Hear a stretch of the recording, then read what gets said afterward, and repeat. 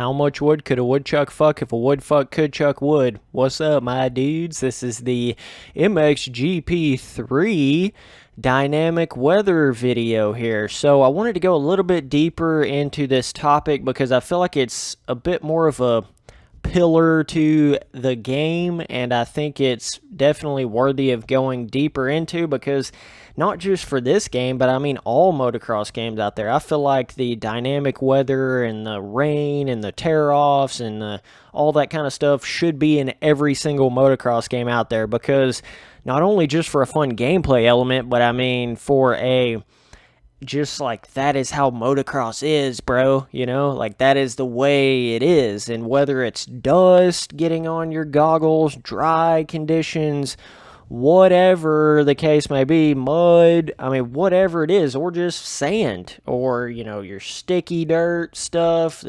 anything, clay. I mean, there's all different kinds of dirt out there, and that's something I just love about motocross in general, is you can basically ride it on anything, but that's something I think they really need to add. But I'm reading this directly off of the MXGP3 little website here, so they say that hit the gas and get ready to tackle unpredictable dynamic weather conditions in a competition, I wish I could speak, which is unique in its genre.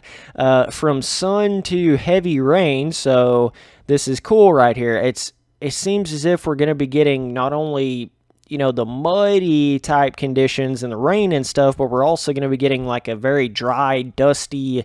I'm really glad they're adding that side of it in as well. Every change will decisively influence the rider's visibility and the highly deformable ground, putting even the most expert player to the test. So, and they say, and it is the ground which provides the greatest challenge. Mud, dust, and dynamic deformations will be the master of all.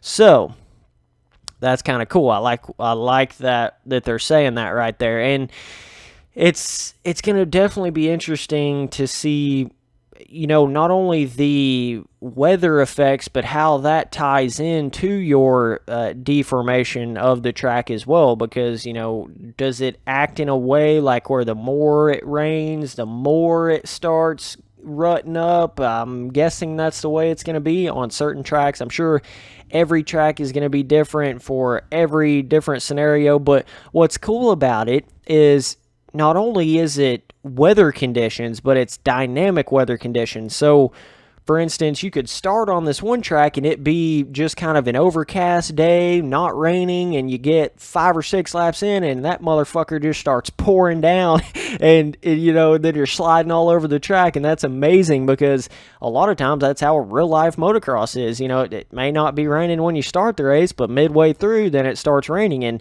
then when you talk about the dry, dusty conditions, the track could start off primo brownie mix dirt, and then once you've rode on it all like 10 laps or something like that with the sunny conditions, maybe it gets really dry, and then the dust and stuff like that starts happening, and the traction conditions start to change at that point. So it'll be really cool to see this. Somebody commented on my last MXGP3 video and said that the US won't be getting MXGP3 till like really late in 2017. I don't know if that's actually true. Some of you guys can let me know in the comments if that is or not, but that would be kind of a bummer. I don't really know why they would do that. I'm pretty sure they did that on MXGP2 as well, if I'm not mistaken. Like, it came out overseas before it came out in the United States. So, I mean, I understand why they do it because that's where it's all based out of and everything. But at the same time, it's like, man, like there's a lot of U.S. people that are into these motocross games. And if anything, it's just hurting the overall MXGP series and everything with it if they don't release it all at the same time. And that was kind of something that shied me away from getting MXGP2, like right there at the very beginning. I was like, what the hell? It's not even out in the United States. And I know there's workarounds and stuff like that, but it's just, I don't know. I'm one of those kind of guys where I like to really sort of do things in a way that would, like, let's see how to even explain this, that would kind of you know, overall react from my opinion on whatever is going on. Like, for instance, if a Call of Duty comes out and they're like giving all this DLC and whatnot, then I'm not going to buy into that because I don't like DLC that is like pay to win and stuff like that in games. So I'm not going to buy into that. So, you know what I'm saying? I'm not just going to be like, oh, well, MXGP 2 is coming out overseas, so let me just go ahead and make this whatever overseas account and buy it that way, or change my location on PS4 and get it that way, or however they do it. I'm not going to do that because then it's going against everything you believe in. You know what I'm saying? If you don't buy it at the very beginning and you stick up for what you believe in, then maybe the MXGP creators will be like, whoa, whoa, whoa, whoa, whoa. We're not getting a lot of people buying this game. What's going on? Oh, hey, maybe because we didn't even release it in the United States until like 6 months later. And then that's how you get these companies to buck up and do the right thing. You know, that's how you get them to do that kind of stuff, because it's never going to happen if you just continue to buy into everybody's shit. You know, you're never going to change and evolve and progress all these different things. And I don't know if that's how they're doing the MXGP3. I'm just running strictly off of one little comment on a YouTube video, so I don't know. Like I'm saying, I haven't really researched that too much.